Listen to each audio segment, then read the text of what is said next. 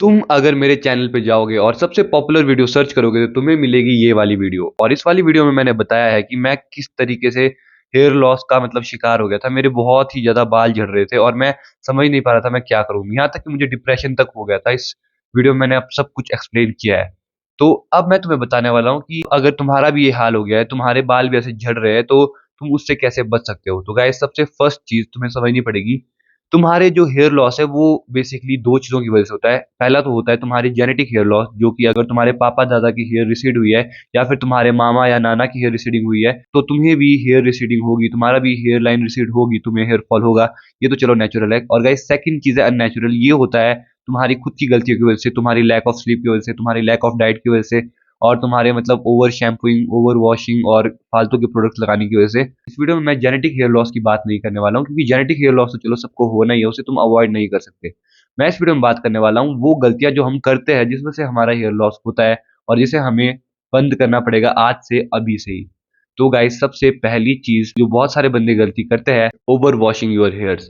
अब गाइस, मैं तुम्हें बता दूं, जो ह्यूमंस है, जो हमारे पूर्वज है, वो पिछले हजारों लाखों सालों से भाई बाल धोना मतलब बहुत ही रेयर चीज है। अगर तुम अपने दादा से पूछ लोगे तो भाई वो बाल ज्यादा नहीं धोते हैं। मतलब ह्यूमंस ज्यादा बाल धोने के लिए बने ही नहीं है। ह्यूमंस कभी अगर शिकार करने के लिए कभी झरने में चले गए तो कभी महीने में एक बार बाल धोना या एक बार शरीर धोना, ये मतलब नेचुरल था। पर पिछले कुछ मतलब 100 सालों में मतलब थोड़ा क्लीनलीनेस और हाइजीन को ज्यादा इंपॉर्टेंस मिली है और इस वजह से हम लोग आजकल डेली नहाते हैं।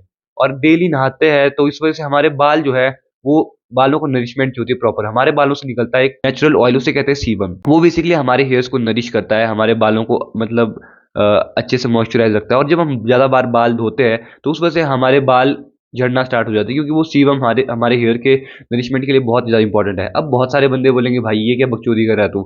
अब भाई बाल ना धोए हम लोग, बाल धोना, अगर हम बाल नहीं धोएंगे तो हमारे सर में खारिश होगी, हमारे सर में मतलब प्रॉब्लम हो जाएगी, हमें डैंड्रफ हो जाएगा। तो गाइस, अब तुम्हें मैं बता दूं, ये जो तुम्हारे सर में डैंड्रफ और तुम्हारे सर में खारिश की प्रॉब्लम हो रही है, ये भी तुम्हारे बाल धोने की वजह से ही हो रही है।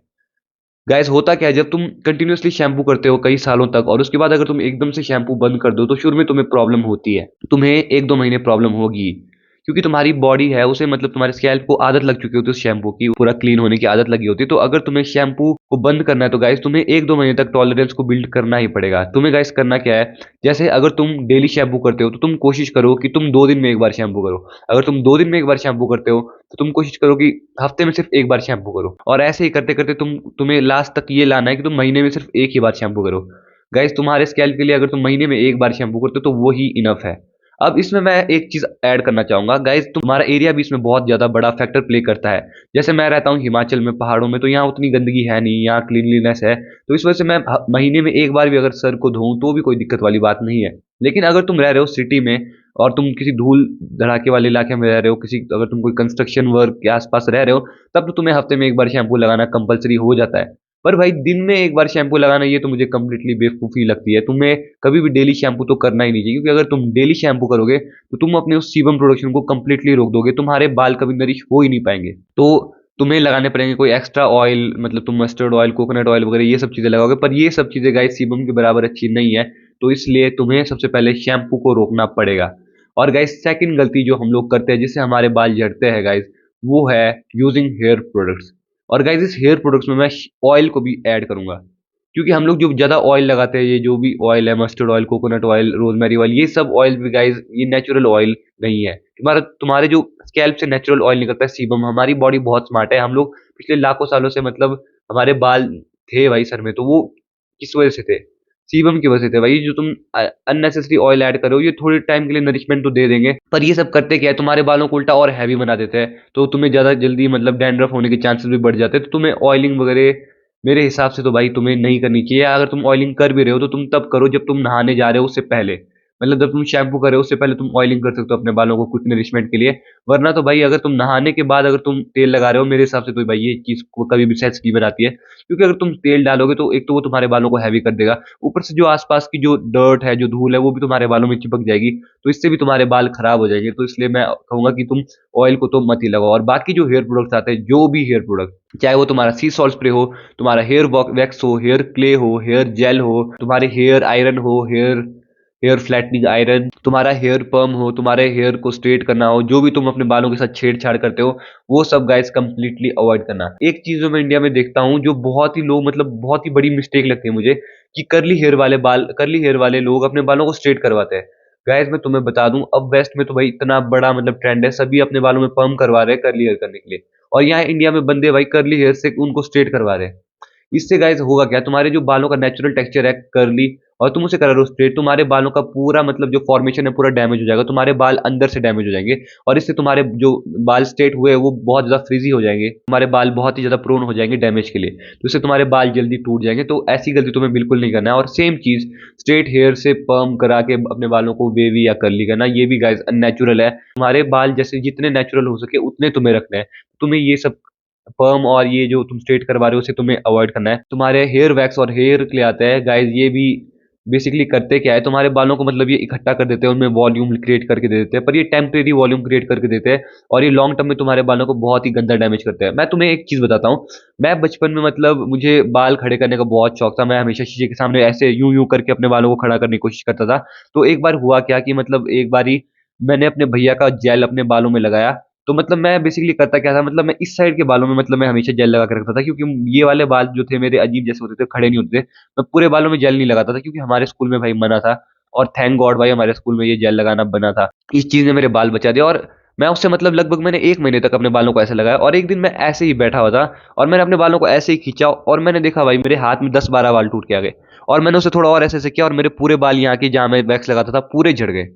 और उस दिन से भाई मुझे पता चला कि तू ये जो हेयर वैक्स और जेल कितना खतरनाक है तुम्हारे बालों के लिए। अगर तुम्हारे पास ठीक ठाक पैसे, अच्छे पैसे तुम्हारे पास, तुम महंगे प्रोडक्ट ले सकते हो, तब तो तुम भाई श्योरली ये प्रोडक्ट लो। पर लेकिन अगर तुम्हारे पास पैसे नहीं है और तुम ये 400-500 के सस्ती चीजें ले ले रहे हो, तो भाई ये तुम्हारे बालों को बहुत ही गंदा डैमेज कर देगी, तो इसे तुम अवॉइड करना। Staying in sun for too much time, guys मैं तुम्हें बता दूं, ये जो सन से आने वाली अल्ट्रा वायलेट रेज है, यूवीए और यूवीबी रेज, ये तुम्हारे बालों के लिए अच्छी नहीं होती, ये तुम्हारे बालों को डैमेज कर देती है। तो अगर तुम 4-5 घंटे तक धूप में बाहर चल रहे हो, तो ये भी तुम्हारे बालों को बहुत ज्यादा डैमेज कर देगा। और मुझे खुद भी याद है कि मैं कॉलेज टाइम में बस ऐसे ही घूमता रहता था, मतलब कड़ी धूप में ऐसे चल रहा होता था दोस्तों के साथ, कभी इधर कभी उधर। मैंने मुंह पे तो सनस्क्रीन लगाई थी, पर मुझे ये नहीं पता था कि भाई बाल भी डैमेज होता है। तो अब तुम्हें करना क्या है, तो तुम्हें कोशिश करना है कि 11 से 3 बजे के बीच में, जब पीक सन यूवी रेडिएशन होती है, सन से पीक यूवी रेडिएशन होती है, तो तुम उस टाइम पे बाहर निकलना अवॉइड कर सकते हो।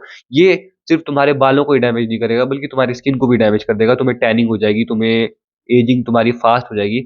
या फिर अगर तुम्हें जाना ही पड़ रहा है तो तुम लगा सकते हो एक hair serum, anti frizz serum आता है, वो तुम्हारे बालों को हीट से भी प्रोटेक्ट करता है, वो तुम अपने बालों में लगा सकते हो। वो तुम्हारे बालों में नेचुरल शाइन भी ऐड करेगा, और तुम्हारे बालों को सन के हीट से होने वाले डैमेज से भी बचाएगा।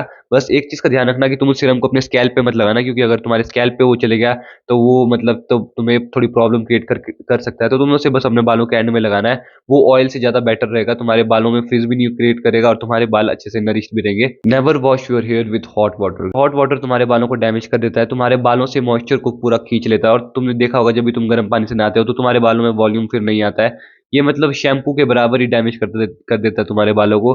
तो मैं भी उस टाइम मतलब सर्दियों में रॉड के पानी से नहाता था, तो तभी शायद मेरे बाल बहुत ही गंदे डैमेज हो गए थे। तो इसलिए तुम्हें कभी भी मतलब गर्म पानी से अपने बालों को नहीं धोना है। और एक और चीज, हेयर ड्रायर, तो अगर तुम हेयर ड्रायर का यूज कर रहे हो तो तुम्हें कभी भी उसे हीट वाली सेटिंग पे रखना ही नहीं है, तुम उसे कोल्ड सेटिंग पे ही रखो, या फिर नेचुरली एयर ड्राई होने दो। नेचुरली अगर तुम एयर ड्राई होने दोगे तो तुम्हारे बालों में वॉल्यूम ज्यादा अच्छा आता है। हीट को तुम्हें कंप्लीटली अवॉइड करना है, चाहे वो सन से आने वाली हीट हो, चाहे वो गर्म पानी हो, चाहे वो हेयर ड्रायर से आने वाली हीट हो, हीट को तुम्हें अपने बालों से कंप्लीटली दूर ही रखना है। तुम्हारा सर जितना ठंडा रहेगा तुम्हारे बालों के लिए उतना ज्यादा हेल्दी रहेगा। इंक्रीज इन कॉर्टिसोल हार्मोन, जो कॉर्टिसोल हार्मोन है वो तुम्हारा स्ट्रेस हार्मोन होता है, और ये तुम्हारे बालों के लिए बिल्कुल भी अच्छा नहीं है। तो तुम दुखी रहने लग जाते हो, तो ये तुम्हारी बॉडी के लिए बिल्कुल भी अच्छा नहीं है। कॉर्टिसोल लेवल के इंक्रीज से मतलब स्टडीज में पाया गया है कि अगर तुम्हारी बॉडी में कॉर्टिसोल लेवल इंक्रीज हो रहा है तो 70% ज्यादा चांसेस हो जाते हैं तुम्हारे हेयर लॉस होने के लिए। तो तुम्हारी हेयर लॉस की जो स्पीड है वो 2 टाइम्स हो जाती है। मतलब अगर तुम 70 साल की एज में अगर तुम्हें बॉडी होनी थी तो तुम्हें 50 में हो जाएगी, 50 में होनी थी तो 30 में हो जाएगी। तो कॉर्टिसोल को गाइस तुम्हें हमेशा बैलेंस रखना ही पड़ेगा। तो पहले तो खुश रहना पड़ेगा, तुम्हें दोस्तों के साथ अच्छा टाइम स्पेंड करना पड़ेगा, और तुम्हें मैं सजेस्ट करूंगा कि तुम मेडिटेशन भी कर सकते हो। बेसिकली जैसे ही हम देखते हैं कि हमारे थोड़े बाल टूटे तो हम उसके बाद हम स्ट्रेस करना स्टार्ट कर देते हैं, और जैसे ही हम स्ट्रेस लेते हैं तो कॉर्टिसोल हमारा राइज होता है, और उससे हमारे और ज्यादा बाल टूटने लगते हैं, और ये साइकिल ऐसे ही चलता रहता है जब तक कि हम पूरे टकले ना हो जाए। तो इसलिए तुम्हें अपने कॉर्टिसोल हार्मोन को जितना हो सके उतना कंट्रोल में रखना है। गाइस अब तक मैंने तुम्हें बताया कि क्या गलतियां तुम्हें नहीं करनी है, तो अब तुम्हें करना क्या है जिससे कि तुम्हारे बाल हेल्दी रहे और बच्चे रहे। तो गाइस सबसे फर्स्ट चीज जो तुम्हें करना है गाइस वो है यूजिंग अ हेयर मास्क। तो गाइस हेयर मास्क या तो तुम Amazon, फ्लिपकार्ट या हेल्थ कार्ट कहीं से भी तुम ले सकते हो, हेयर मास्क सस्ते में आ जाते हैं 200-300 में, वो तुम खरीद सकते हो, या फिर तुम होम मेड हेयर मास्क बना सकते हो जो मैं तुम्हें बताता हूँ अभी।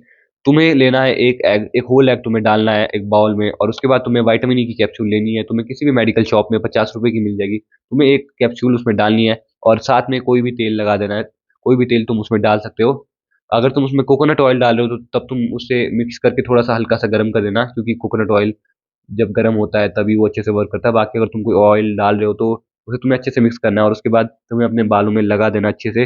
किसी साफ कपड़े से उसे पूरा ढक देना है, या फिर तुम्हें अखबार लेना है और उसे पूरे अपने बालों को ढक लेना है। 2-3 घंटे तक उसे तुम्हें ऐसे ही रहने देना है और उसके बाद तुम्हें शैम्पू से धो लेना है। और गाइस शैम्पू के बारे में एक चीज मैं बताना भूल गया था कि पैराबिन और सल्फेट दो ऐसे केमिकल्स है जो तुम्हारे शैम्पू में बिल्कुल नहीं होने चाहिए। तो तुम्हें हमेशा देखना है कि तुम जो भी शैम्पू ले रहे हो उसमें पैराबिन और सल्फेट नहीं होना चाहिए। अगर तुम सिंपली तेल लगा के शैम्पू कर दो तो तुम्हारे बाल उतने अच्छे से हेल्दी नहीं होंगे, तुम्हारे बाल उतने अच्छे से नरिश नहीं होंगे। पर अगर तुम एक प्रॉपर हेयर मास्क लगा दो तो तुम्हारे बाल ज्यादा अच्छे होके आएंगे। सेकंड चीज, तुम्हें पता होगा कि तुम्हारे बाल और तुम्हारे नाखून बनते हैं कैरेटिन से, तो और कैरेटिन की जो बिल्डअप के लिए सबसे इंपॉर्टेंट जो प्रोटीन है, सबसे इंपॉर्टेंट जो मिनरल न्यूट्रिएंट है वो है गाइस बायोटीन। और जो तुम्हारा बायोटीन है वो सबसे ज्यादा होता है फिश और एग में, और भी मतलब नॉन वेज प्रोडक्ट्स में। तो तुम्हें ज़्यादा से ज़्यादा फिश और एग्स कंज्यूम करना पड़ेगा। मुझे इसके बारे में पता चला तो मैं 8-8 अंडे खाता था डेली, 8-8 अंडे। अगर तुम वेज हो तो तुम गूगल पे जाके सर्च भी कर सकते हो, बायोटिन रिच फूड्स जो भी है वो आ जाएगा तुम्हें उसकी लिस्ट, और तुम्हें वो ज़्यादा से ज़्यादा कंज्यूम करना है। या फिर तुम हेल्थ कार्ड से बायोटिन की गमीज ले सकते हो, मेरे एक दोस्त ने भी ली थी।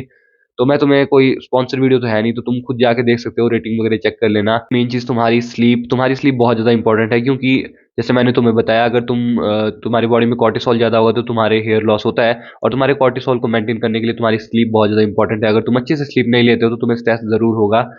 तो इसलिए तुम्हें डेली 8 घंटे की स्लीप लेनी है गाइस। तुम्हें स्लीप लेनी है अपनी सर्केडियन रिदम के हिसाब से।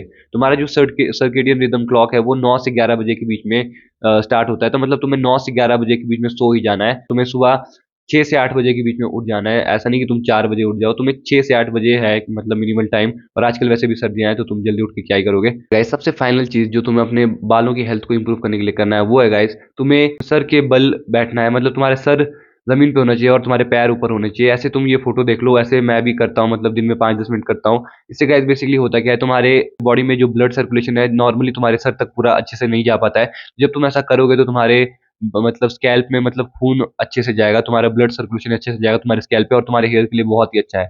मुझे पता है ये चीज़ हर एक किसी बंदे के लिए करना पॉसिबल नहीं होगा, पर लेकिन अगर तुम टीनेजर होगे, ज़्यादातर ये वीडियो देखने वाले टीनेजर और अर्ली 20s वाले बंदे, तो हमें इतनी प्रॉब्लम नहीं होगी, हम ये चीज़ कर सकते हैं।